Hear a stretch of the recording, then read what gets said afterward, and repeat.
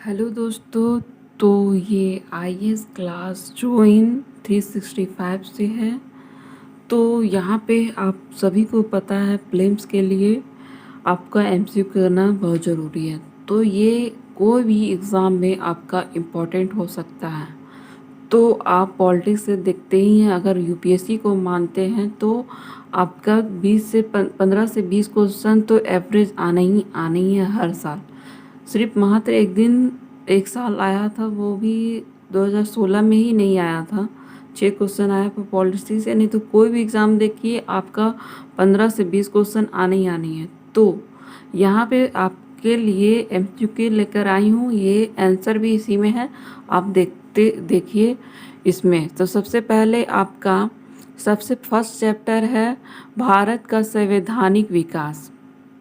इससे जितने भी क्वेश्चन हैं इम्पॉर्टेंट क्वेश्चन हैं।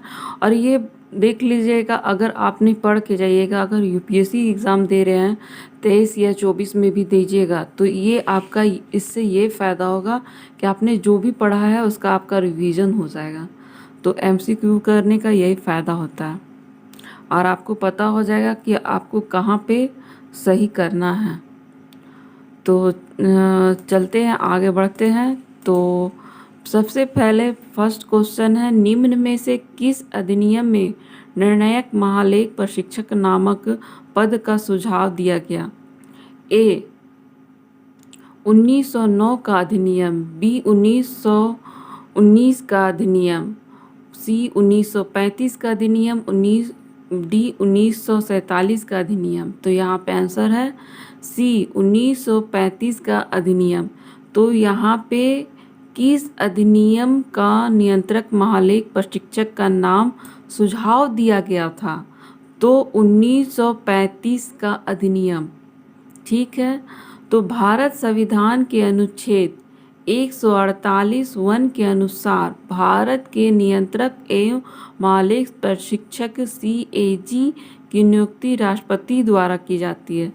तो यहाँ पे आपका पूछा जा सकता है कि किसके द्वारा सीएजी का नियुक्ति की जा सकती है, किसके द्वारा नियुक्ति की जा सकती है? तो राष्ट्रपति के द्वारा की जाती है। इसका कार्यकाल कितना होता है? तो कार्यकाल 6 साल हो सकता है या फिर उसका 65 वर्ष आयु तक होता है। तो सीएजी को पद मुक्त राष्ट्रपति नहीं कर सकता, यहाँ पे दिया हुआ है, बल्कि उसे उसी रिक्त से उन्हीं आधारों से हटाया जा सकता है रीति के जिन पर आधारों पर उच्च न्यायालय के न्यायाधीश को हटाया जाता है। मतलब ये है कि राष्ट्रपति तो उसकी नियुक्ति करता है, लेकिन उसको हटा नहीं सकता है, बल्कि ये उच्चतम न्यायालय के न्यायाधीश को जैसे हटाया, जो प्रक्रिया के द्वारा हटाया जाता है, उसी तरीका से उसे हटाया जा सकता है। तो उच्चतम अनुच्छेद 148(4) के अनुसार सेवानिवृत्ति के पश्चात सीएजी किसी अन्य सरकारी सेवा के आयोग हो जाते हैं। मतलब ये जो जॉब है, इसके करने के बाद सेवा मतलब कर लिया, उसके बाद कोई भी ये सरकारी काम नहीं कर सकते हैं। तो नियंत्रक एवं महालेख प्रशिक्षक संघ एवं राज्यों की लोक निधियों के से सभी व्ययों की लेखा प्रशिक्षक करता है, अतः इसे लोक निधि की अभिभावक भी कहा जाता है। भारत सरकार अधिनियम 1919 के तहत ऑडिटर जनरल का पद सृजित किया गया है, जो भारत के राजस्व के व्ययों का लेखा जोखा प्रस्तुत करता है। यह अधिनियम लेखा प्रशिक्षा विभाग के इतिहास में एक मील का पत्थर साबित हुआ है, क्योंकि महालेख प्रशिक्षक और संवैधानिक रूप से मान्यता प्राप्त हुई है। यद्यपि यह भारत अधिनियम 1935 के तहत पद नियंत्रक एवं महालेख प्रशिक्षक का सुझाव दिया गया था। तो ये आपका फर्स्ट क्वेश्चन है। तो दूसरा क्वेश्चन क्या है? कोलकाता में उच्च न्यायालय की स्थापना किसके द्वारा की गई थी? तो यहाँ पे फर्स्ट ही ए है 1773 का विनियामक अधिनियम, दूसरा बी है 1774 का पीटर इंडिया एक्ट, सी है 1793 का चार्टर एक्ट अधिनियम, डी है 1813 का चार्टर अधिनियम। तो आपको पता है, अगर आपने लक्ष्मीकांत पढ़ा है तो फर्स्ट चैप्टर में आपका ये दिया हुआ है, कोलकाता उच्चतम न्यायालय के बारे में दिया हुआ है। आप अगर लक्ष्मीकांत पढ़े हैं तो लक्ष्मीकांत जो है यूपीएससी के लिए और पॉलिटी के लिए बाइबल है, प्रीलिम्स के लिए कहा जाता है एक तरह से। तो यहाँ पे ये दिया हुआ है 1773 का विनियामक अधिनियम। तो इसमें क्या दिया हुआ है, 1773 के विनियामक अधिनियम में कोलकाता में एक उच्चतम न्यायालय की स्थापना की। इस न्यायालय में मुख्य न्यायाधीश एलिजा एम्पे को बनाया गया तथा चेम्बर्स, लेमोटस और हाई अन्य न्यायाधीश थे। तो यहाँ पे ये चीज़ देखिए, आपका लक्ष्मीकांत में ये तो दिया है कि 4 आदमी को बनाया गया था, तो एक मुख्य न्यायाधीश और 3 अन्य न्यायाधीश, इस टाइप से बताया गया, उनका नाम नहीं बताया गया। पर यहाँ पे आपको नाम बता दिया, अगर नाम पूछता है तो आप नाम बता सकते हैं। तो यहाँ पे ये हो गया। तीसरा क्वेश्चन है, भारत के संविधान निर्माता किसे माना जाता है? तो पहला है महात्मा गांधी, दूसरा है भीमराव अंबेडकर, सी है जवाहरलाल नेहरू, डी है बी.एन. राव। तो आपको पता ही है संविधान सभा का पितामह जो है आपको बी.आर. अम्बेडकर को ही माना जाता है। और चौथा क्वेश्चन है, निम्नलिखित में से भारतीय संविधान सभा का अध्यक्ष कौन था? तो यहाँ पे देखिए एक क्वेश्चन आपका आता है इस टॉपिक से, एक तरह से संविधान सभा का अध्यक्ष पूछ देगा या फिर उपाध्यक्ष पूछ देगा कि कौन था। इस टाइप से क्वेश्चन आपका पूछता ही है यूपीएससी में खास तौर पे। तो यहाँ पे भारतीय संविधान का अध्यक्ष कौन था? तो ए है डॉक्टर राजेंद्र प्रसाद, बी है जवाहरलाल नेहरू, सी है M.N. जिन्ना, डी है लाल बहादुर शास्त्री। पर यहाँ पे सही हो जाएगा ए, आपका डॉक्टर राजेंद्र प्रसाद। तो ए में है 9 दिसंबर 1946 को संविधान सभा की प्रथम बैठक की अध्यक्षता वरिष्ठ सदस्य डॉक्टर सच्चिदानंद सिन्हा ने की थी। ये आपका आप पढ़े होंगे, तो लक्ष्मीकांत में आप पढ़ चुके हैं। तो इसीलिए बोले कि क्वेश्चन करने से आपको पता चलेगा कि आपका कहाँ पे आप कमी है और कहाँ आप पढ़ चुके हैं। तो आप जैसे कि अभी याद हो जा रहा है कि कहाँ पे ये पढ़े हैं, तो कहाँ पे दिया हुआ है। तो ये लक्ष्मीकांत का बुक में आपका दिया हुआ है। तो 11 दिसंबर 1946 को संविधान सभा के डॉक्टर राजेंद्र प्रसाद को निर्विरोध संविधान सभा की स्थायी अध्यक्षता के रूप में निर्वाचित किया गया। फिर पांचवा है, डॉक्टर बी.आर. अम्बेडकर ने संविधान का हृदय और आत्मा किसे कहा है? तो ये भी आपका कौन सा है, बोले ना लक्ष्मीकांत जो ऐसा बुक है ही है जो कि बोलते हैं ना पॉलिटी का बाइबल। आप देखिए कितना सारा क्वेश्चन इसी में आ जा रहा है, लक्ष्मीकांत से ही आपका बुक से ही आ जा रहा है। तो यहाँ पे संवैधानिक उपचार का अधिकार देखिए सी दिया हुआ है, डॉक्टर भीमराव अंबेडकर ने संवैधानिक उपचार को अधिकार अनुच्छेद 32 को संविधान का हृदय और आत्मा कहा है।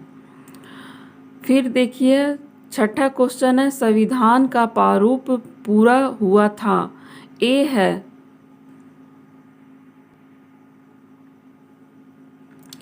संविधान का प्रारूप पूरा हुआ था। ए 26 जनवरी 1950 को, बी 26 दिसंबर 1949 को, सी 26 जनवरी 1949 को, डी 30 नवंबर 1949 को। तो आपको पता है 26 जनवरी 1949 को।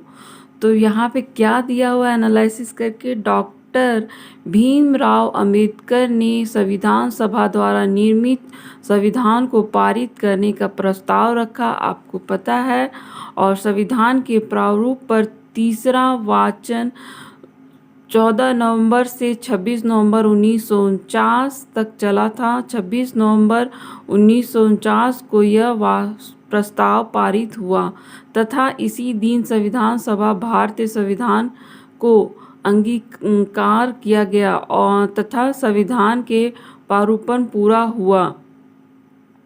संविधान सभा के 284 उपस्थित सदस्यों ने संविधान पर हस्ताक्षर किया। इसमें महिलाएं सदस्य की संख्या 8 थी, जिसमें सरोजनी नायडू, हंसा मेहता और दुर्गाबाई देशमुख प्रमुख थी। तो यहाँ पे आपका ये भी क्वेश्चन यहाँ पे ये भी है कि कितने लोग थे जो कि हस्ताक्षर किए थे। आपका पीसीएस में क्वेश्चन पूछ सकता है। तो यहाँ पे ये है और 8 महिलाएं भी शामिल थी। और यहाँ पे एक चीज़ है कि संविधान सभा का निर्माण कुल 2 वर्ष 11 महीने 18 दिन का समय लगा, ठीक है। और उसके बाद जिसमें कुल 11 बैठक हुई, जिसमें प्रारूप पर 114 दिन तक विचार किया गया। संविधान के निर्माण पर कुल 64 लाख रुपए खर्च हुए। संविधान सभा की अंतिम बैठक 24 जनवरी 1950 को हुई तथा उसी दिन डॉक्टर राजेंद्र प्रसाद को भारत के प्रथम राष्ट्रपति चुने गए। और यहाँ पे जो भी ये दिया हुआ है ये आपका इम्पोर्टेंट हो जाता है। आपका ज़रूरी नहीं है कि यहाँ से पूछा जाए, ये भी पूछ सकता है कि प्रारूप समिति अध्यक्ष के सदस्य के रूप में तो डॉक्टर भीमराव अंबेडकर अध्यक्ष थे, N. Gopal Swami Iyengar, K. M. Munshi, फिर लादी कृष्ण स्वामी Iyer, Syed M. सब्दुल्ला, B. L. मित्रा और D. P. खेतान। 7वां क्वेश्चन है आपका, संविधान भारतीय संविधान का प्रारूपण समिति के अध्यक्ष कौन थे? तो ए है डॉक्टर B.R. अम्बेडकर, बी है पंडित जवाहरलाल नेहरू, सी है डॉक्टर राजेंद्र प्रसाद, डी है J.P. कृपलानी।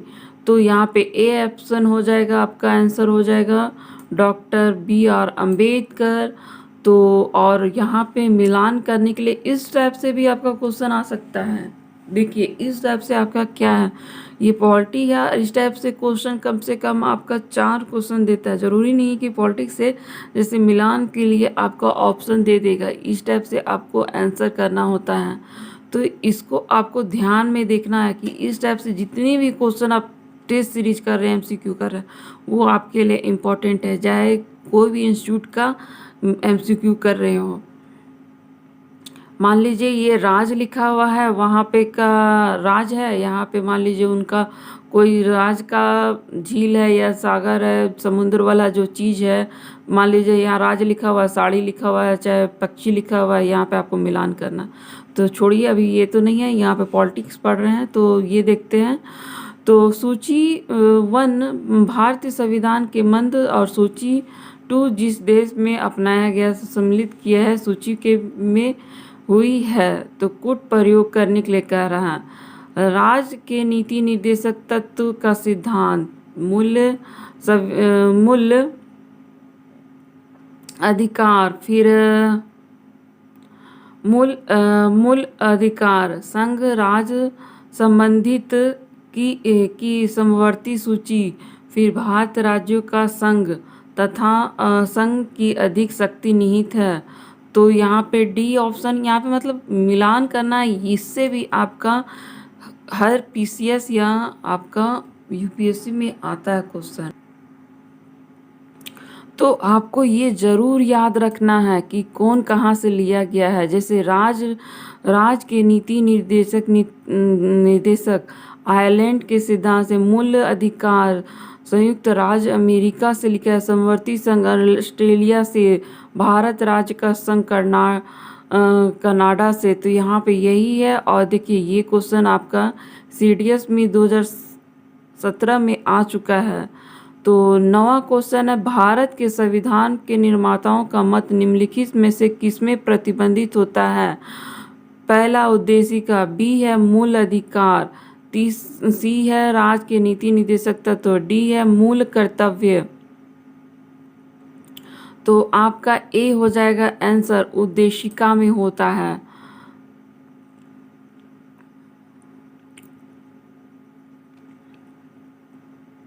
भारतीय संविधान की प्रस्तावना का उद्देशिका शासन व्यवस्था को निर्धारित करने वाले सिद्धांतों और लक्ष्यों का मार्गदर्शन करती है।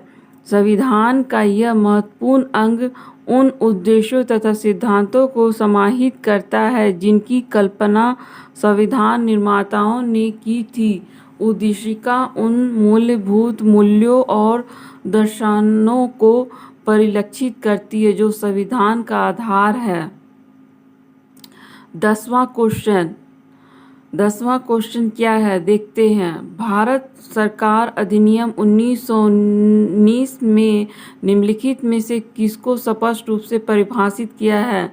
ए न्यायपालिका एवं विधायिका के बीच शक्ति का पृथक्करण, बी है केंद्र और प्रांतीय सरकारों की अधिकारिता, सी है भारत की secretary of state and viceroy की शक्ति, डी है उपयुक्त में से कोई नहीं। इसका सही आंसर होगा केंद्र और प्रांतों सरकारों की अधिकारिता। तो इसके बारे में क्या है, भारत में प्रांतों में देव शासन प्रारंभ मल्टुंगो चेस्फोर्ड सुधार से आरंभ हुआ, जिसे भारत सरकार अधिनियम 1919 भी कहा जाता है। इस अधिनियम में सर्वप्रथम उत्तरदायी शासन जैसे शब्द का स्पष्ट प्रयोग किया गया था।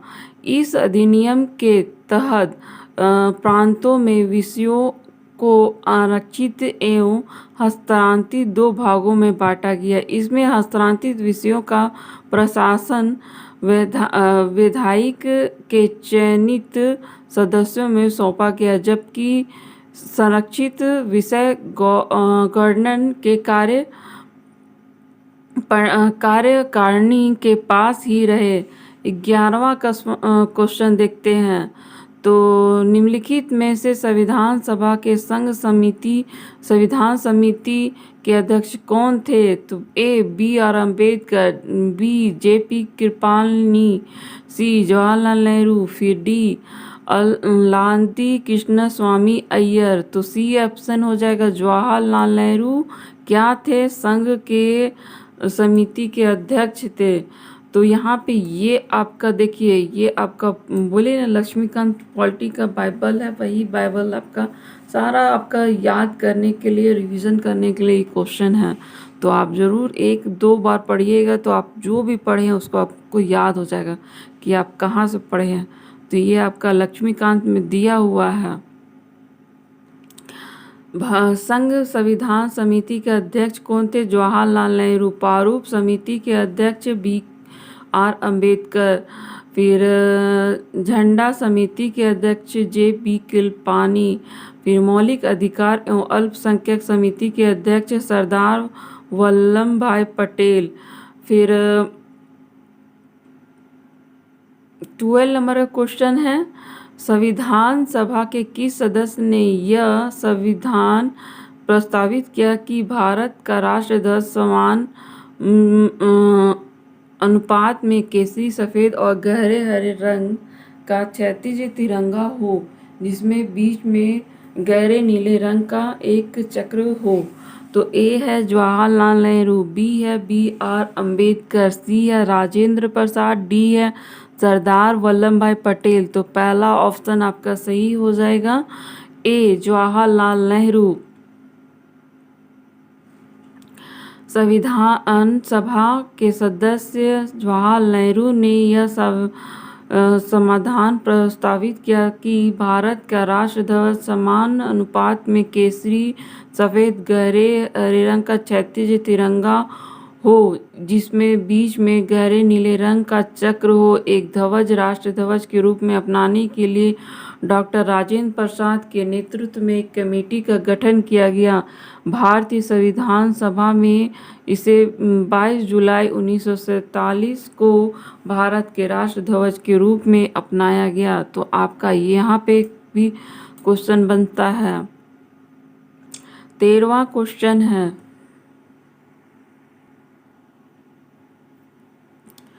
13वां क्वेश्चन क्या है, भारत के संविधान के निम्नलिखित उपबंधों में से कौन सा 26 जनवरी 1949 से प्रभावित हुआ है?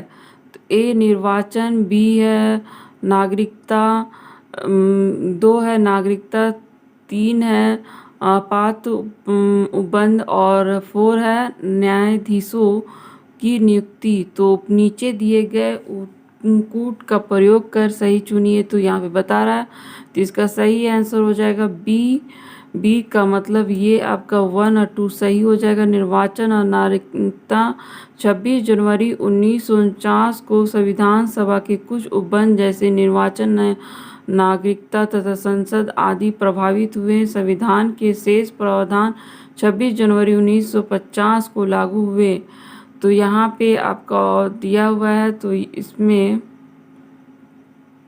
निम्नलिखित प्रश्नों में 2 कथन हैं, कथन 1 में तथा 2 में, इन दोनों में कथनों का संवैधानिक पूर्वक प्रशिक्षण कीजिए और नीचे दिए गए कूट का सही प्रयोग कीजिए।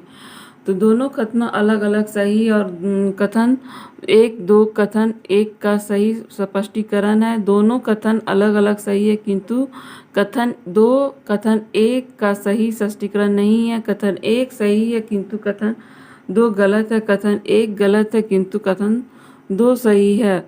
तो कथन 1 में भारत सरकार अधिनियम 1935 से केंद्र में देश शासन आरंभ हुआ और प्रांतों को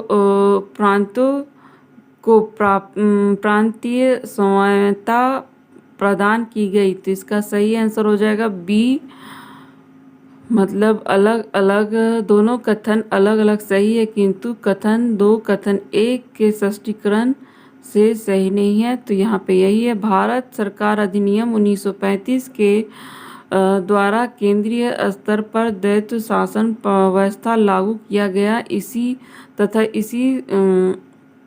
अधिनियम द्वारा प्रांतों में देव शासन का अंत किया गया तथा प्रांतीय स्वतंत्रता की स्थापना की गई। इस प्रकार दोनों कथन सही है किंतु कथन 2 कथन 1 का सही स्पष्टीकरण नहीं है। 15वां क्वेश्चन है, भारतीय संविधान में उल्लेखित आपातकालीन प्रावधान किस देश के संविधान से लिए गए हैं? ए संयुक्त राज्य अमेरिका, दूसरा यूनाइटेड किंगडम, तीसरा सी है जर्मनी, डी है कनाडा। तो सी ऑप्शन हो जाएगा जर्मनी। आपातकाल किस देश से लिया गया है? तो जर्मनी से। भारतीय संविधान में उल्लेखित आपातकालीन प्रावधान जर्मनी से संविधान से लिया गया। मौलिक अधिकार, न्यायपालिका की स्वतंत्रता और न्याय पूर्वावलोकन आदि प्रावधान संयुक्त राज्य अमेरिका के संविधान से लिए है। संतनात्मक शासन प्रणाली, एकल नागरिकता एवं विधि निर्माण प्रक्रिया यूनाइटेड किंगडम तथा संघात्मक विशेषताओं से संबंधित कनाडा के संविधान से किए गए हैं। 16 क्वेश्चन भी देख लेते हैं। तो निम्नलिखित विशेषताओं में से कौन सा उपयुक्त राज्य अमेरिका तथा भारतीय संविधान में से एक है? ए नागरिकता, बी है स्वतंत्र केंद्रीय राज्य, सी है राज्यपालों की नियुक्ति, डी है स्वतंत्र न्यायपालिका। तो डी ऑप्शन सही आपका हो जाएगा, स्वतंत्रता का न्यायपालिका। तो यहाँ पे आई होप आपको अच्छा लगा हो। तो आगे बढ़ेंगे अगले पार्ट में, इससे आगे क्वेश्चन करेंगे। अभी बहुत सारे क्वेश्चन है यहाँ, इसमें 18 प्लस पॉलिटी का क्वेश्चन है। आप जितने भी पढ़े हैं उसका आपका रिवीजन होगा यहाँ पे, जिससे कि आप 15 से 20 क्वेश्चन है तो आप पूरा सही करके आइएगा। 13 क्वेश्चन कहीं नहीं जाने वाला है कि आप यूपीएससी में छोड़ के आइएगा। इसे 13 से 14 क्वेश्चन आपका पॉलिटी से यहीं से आने वाला है। तो आई होप आपको अच्छा लगा हो तो लाइक कीजिए, शेयर कीजिए एंड सब्सक्राइब कीजिए। Thank you.